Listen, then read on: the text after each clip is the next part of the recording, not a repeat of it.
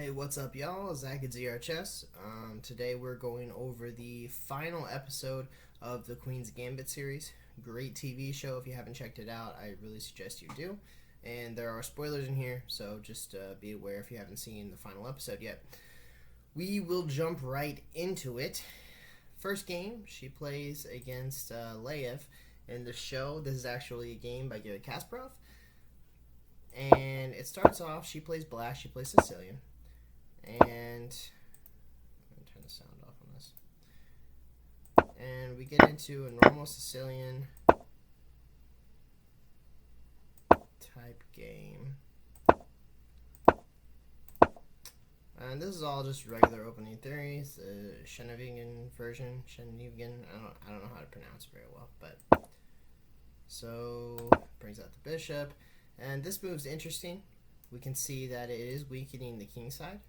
And it's a very good indicator that white will be castling queenside. All he has to do is get his queen out of the way, and then he can castle. So black should be really aware of a pawn storm coming on this side when he sees this, and know that the king is going to castle queenside now. She goes ahead and castles, getting her king to safety. And then as we see, the queen comes up, so that it can castle. Pawn move here was kind of just to stop the bishop movement here, the knight, anything coming in here that might try to cause a threat. So it goes ahead and captures, and then she is going to do a pawn storm as well as white is going to do. So this king move is kind of trying to think ahead in case the dark square bishop comes somewhere like here, pinning the queen to the king. Just making sure that his queen is safe as it can be. Bishop coming out to a good square. Even though there's two pawns here, it's really forcing this pawn to stay where it's at so that this pawn doesn't get taken by the bishop. And then we see the pawn store coming. Now, the rook taking the half-open file. Whether or not there's an immediate plan for it, it's still a good idea just to take the half-open file. And then the knight's attacked, has to retreat, and more come. So instead of defending here, there's nothing really to defend yet.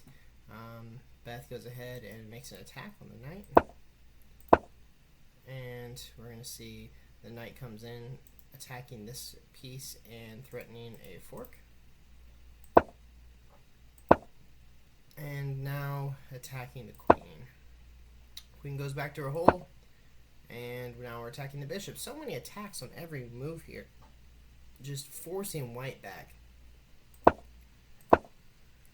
Slowly forcing back and crushing the king side position.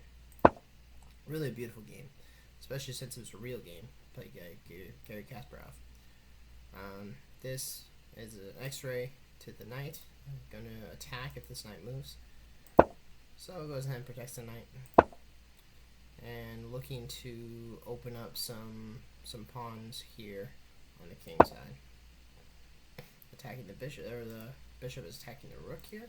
So rook will want to move, goes to c6, and the queen's coming out, hoping to get some counterplay, but we're just going to push a pawn forward. Now the pawn forward might not make a lot of sense, except that it opens up this bishop. Even though it's giving up a pawn, it is opening up this bishop, so we can get into the mix. And it's also a pawn break on this that we can take advantage of. Now this pawn will eventually fall, because the knight can't protect it from here or here. The bishop can't protect it. So the pawn is going to end up being hers anyway. And this is an interesting move. So a check here, and when he really needs to take, because if he just moves, then we're going to go ahead and just throw everything we got in here, and the bishop's going to take this. It's going to be a madhouse. So when he takes, then we go ahead and take, and the white king side is just wrecked. Such a beautiful move here with the knight. If the rook would have taken, then rook takes queen, and either way, white was kind of sunk at this point.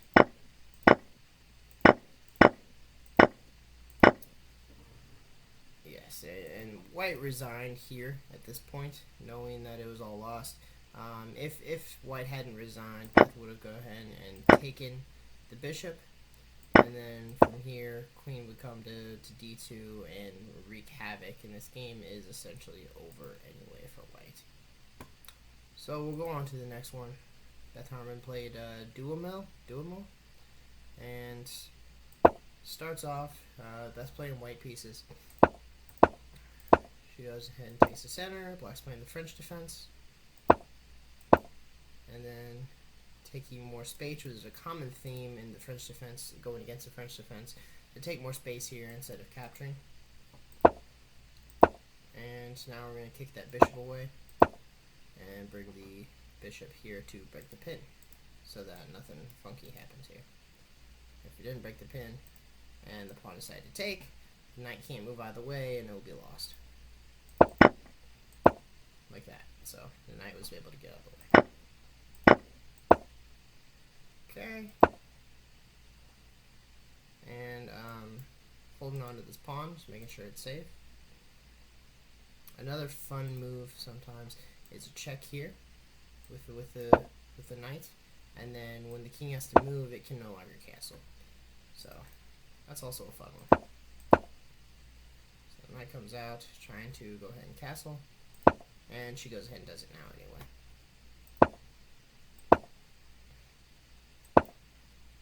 Trying to have a pawn break here, maybe open up some space and get this knight out of the way.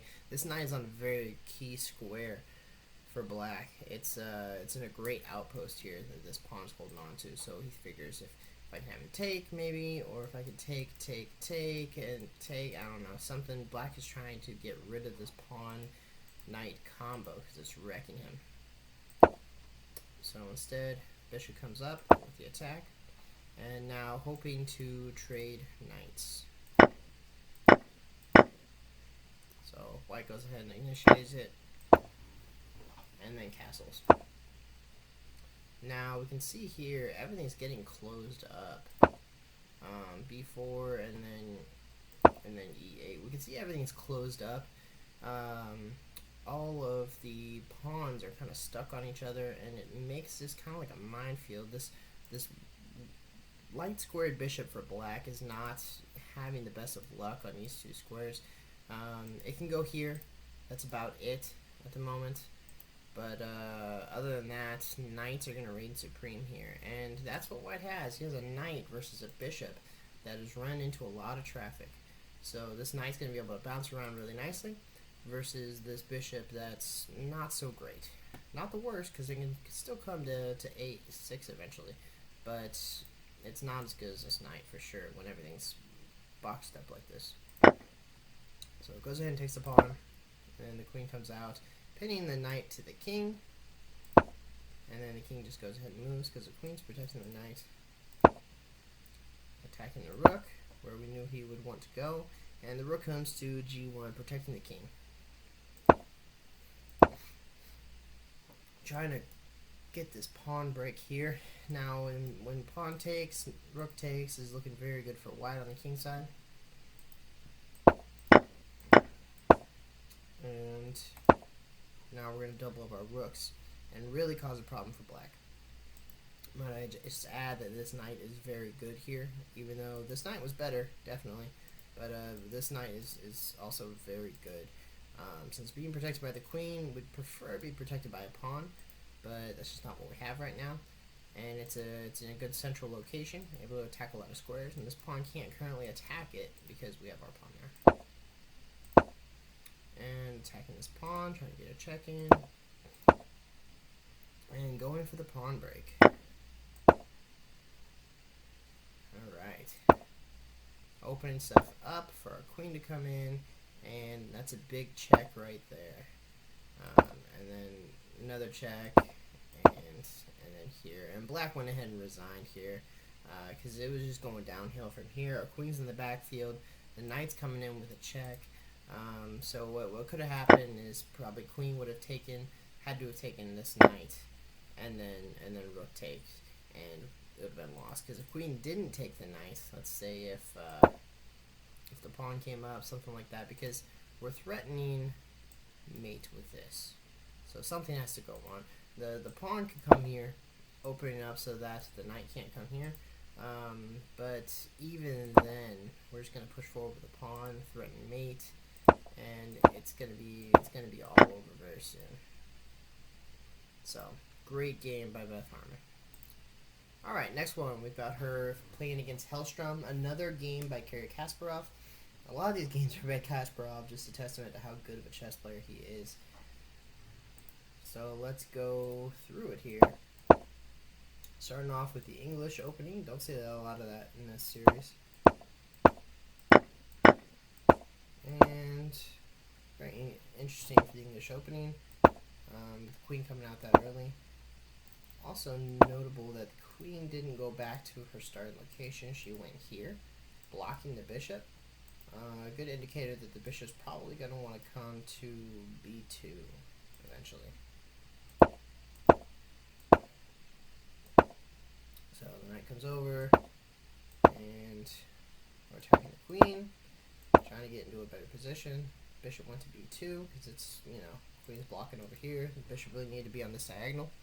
And you can see the queen's side is very open, and the king's kind of exposed, so he's probably going to want to get these pieces out and open so he can go ahead and castle. Okay, attacking the queen again. And all these knight attacks are very good. Now, this is a dangerous one. Putting the knight here, attacking this square, and really just inviting this trap of the queen to take the knight. However, if the queen does take the knight, it's not going to be good for him. After queen a5 check.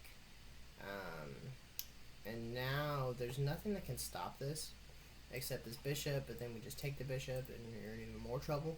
So the king really has to go to d1, and then there's this fork here. That's just ugly to take the queen. So looks like an easy knight capture, but it's really an elaborate trap. And a lot of times this queen to a5 nonsense that attacks the king at the same time as doing something else is a very sneaky move, one that people tend to overlook. But her opponent did not overlook it. Comes out with the bishop. Goes ahead and does the check anyway, but now isn't going to have that problem. So just he moved the bishop out of the way, so the king could go there instead. So it goes ahead and takes, and takes. A lot taken here, and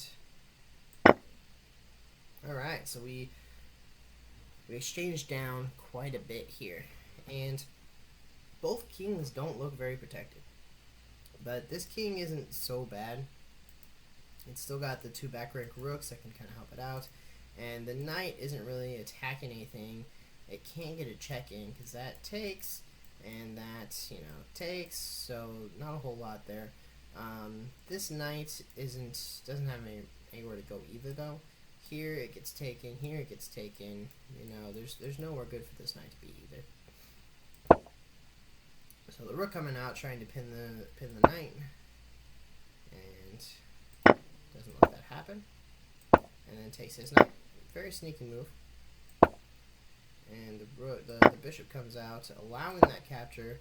And then this is an interesting move with the check. But with this check, we're allowing the capture. But it's important enough that after the capture, we get this check in. Threatening some good stuff here. And it's enough that a rook sacrifice was worth the take, because after these little checks, this is check. This is going toward mate, and white went ahead and resigned here because mate was coming. It's inevitable. I mean, white only had a few different places to move, and either way, mate is forcing. So good game, good rook sacrifice there. Even though it was more like an exchange sacrifice, because if you look, it's two rooks versus a rook and a bishop. Alright, so this next game, Beth Harmon against Luchenko. And this is a really good game, really depicted well in the show. And it was actually played against, it was Vladimir Akopian versus Arshak Petrosian. A lot of you have probably even heard of Petrosian. I haven't heard of Copian though. So starts off queen opening, queen pawn opening, and looks like the king's Indian defense. And all of this is just normal opening moves. Now this pawn move taking the center. Alright. Big fight for the center here, and the knight takes. So far, a bunch of normal moves. Queen's coming in to defend this bishop, because they've got 1, 2, 3 defenders on it. 1, 2, 3 attackers. Now 4 attackers. And now almost 4 defenders here if this bishop wasn't in the way. So, getting the bishop out, getting ready to bring the rook in. The knight comes back, attacking this, which will also open up a defender here and lose a defender for black. So she goes ahead and takes the knight, and blocking off this square for the bishop. Bring out our bishop and doubling up, so the queen could go ahead and take this pawn here and win it. So now the rook comes here and protects it. Kind of giving up attacking this pawn right now. There's too many of white's pieces defending at the moment. Is pinning the knight. Don't really like that. What are you going to do at the moment?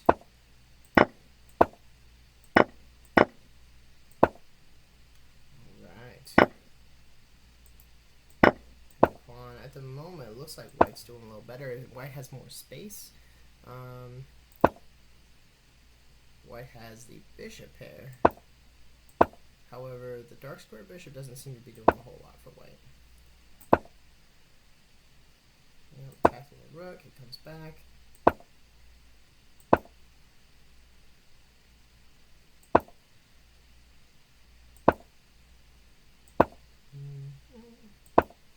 And just keep it attacking the rooks. This white bishop is quite annoying for black here, for Beth.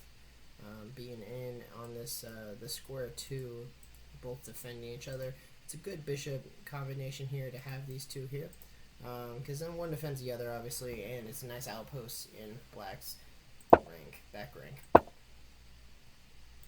Pinning the pawn, and then the rook's coming up.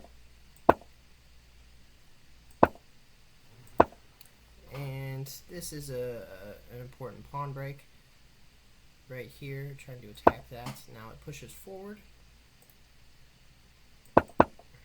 And then the check, which is a fork, but not really, because once queen takes, you know, there we go. And now the fork, except that the bishop can take. But black is looking a whole lot better here. She really turned her position around. With this pawn break is what started all of that. Right here, bringing the pawn here was brilliant. Forcing black to concede his defense of the 3 pawns here. If he wouldn't have done that, then she might have gone ahead and taken, or continue with that.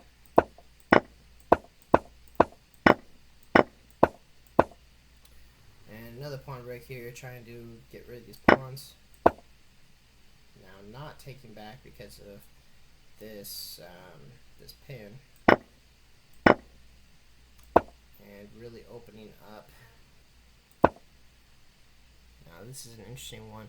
So opening up, giving this away here, but this is a trap. So after pawn takes, then queen check, and then it's going to be checkmate. I think from here it's like a 5-move checkmate. So that is a trap. One that her opponent actually does not fall for. And the king comes up, blocking this pawn, essentially making this rook threat useless as long as this pawn's here. Queen can't come in here, so taking the pawn would have been a whole lot more detrimental to black than keeping it here as a nice blocker.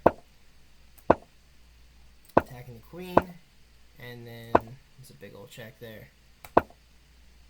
Now pinning skewering the queen to the rook, and her opponent went ahead and resigned. because he's going to lose one of those at this point, and it's not looking very good for white, especially after an exchange here, and then a nice exchange there with the queen attacking down the center and the rook's flanking. There's not really any attack on the black king, even though it looks like he's exposed. This is a really good human shield for black, for the king. And lastly, we will go into the final game she plays against Borgov, where she finally beats him and becomes the best chess player in the world. So, oops. Start off, she's playing the white pieces. She plays d4 opening and queen's gambit, which is fitting. I mean, come on. And she's letting this pawn hang for a while before she goes ahead and takes it. Just trying to get some other pieces open first. Attacking the knight, and then she goes ahead and takes the pawn. Now she's got a lot of space here with these two pawns here. Alright. Queen out. Queen getting out, getting ready to possibly castle on either side here, keeping Borgov guessing. And this is probably setting up for the b5 to push the pawn, the bishop back. So she goes ahead and goes back anyway, so she's not pushed back. And looking for a break here. Goes ahead and castles. And taking the half open file, a semi-open file. Stopping the knight coming here, which is quite important, or the queen coming here. Even though it looks like this is a little wonky on the king side, it's really holding a lot down here. The bishop could come here, but the rook can move away. It's not as nasty as the queen or the knight's coming in here. Alright, goes in and takes, and then takes the fully open file on the A file. And she goes ahead and says, you know, you can have the A file, I'll exchange with you, but she's going to launch an attack on the king side here anyway. So this goes ahead and is inviting the exchange, but she declines, instead defending her bishop. And doubling up her pieces here. The queen's coming in a little bit and pushing this over so that this isn't pinned to the queen. Still looking for a pin here. And attacking, just throwing in attacks here.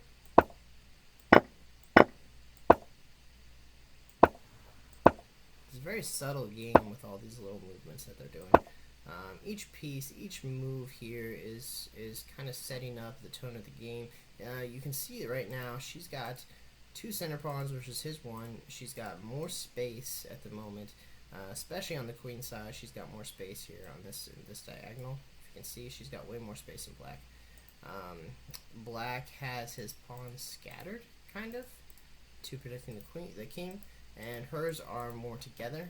Besides this one, so her pawns are doing more for her, and you can see the bishop pair versus the knight pair and bishop is kind of doing a big difference for her, since this is kind of a closed game. I mean, it's open on the sides here, but in the center it's closed, and these knights can go over there want, where this bishop is kind of tied down here, and this bishop isn't really going to do anything because it's kind of tied down as well. It could come here, I suppose, but there's not a whole lot going on with that.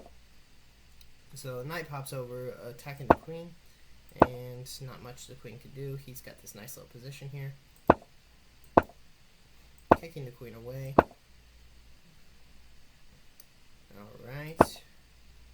And then trying to find some attack here. Black doesn't have much counterplay. Trying to see if he can get in here and get this pawn out of the way, and then work on this pawn. So, interesting set of exchanges there. So he takes the pawn, and then she decides, instead of, I mean, she let that happen so she could take the bishop, and And now she's going to try to make a queen, or at least make a threat of a queen, so she can get other things instead. So pawn comes down, and then defending this piece, and making some threats here on the king. Defending the bishop, like we talked before. This is a really strong combo. Having this bishop and pawn together, nothing's really going to be able to break that up, except for an exchange. And there's the check we were looking for with the queen checking the king. He has to move back. And then interesting move with the queen taking the knight. After pawn takes and rook takes, there's really nothing stopping this pawn from queening after the check. And then that's just really beautiful. Exchange might have been better for Borgov, but either way, after this check, there's not much that Borgov can do, and he ends up, after trying to make some counterplay, resigning at the end here, being a pawn and bishop down. I'm sorry, rook and bishop down. So this is the great defeat of Borgov, and Beth kind of remakes her name for herself. Instead of the one who keeps losing to Borgov, she is now the champion of the world. Great TV show. If you haven't seen it, go watch it. I mean, you're watching this video, you should have seen it already. Great TV show. I really hope they start making more shows like this geared toward chess players. I know people who aren't chess players like this show too, which is great. And they finally have done one right like that to kind of bring chess into the community of people who don't necessarily love chess. So I hope you guys liked it. If you did, subscribe. If you didn't, subscribe. If you don't care, subscribe. And like the video, and let me know what you want to see next. I've got some ideas, but let me know. Thanks.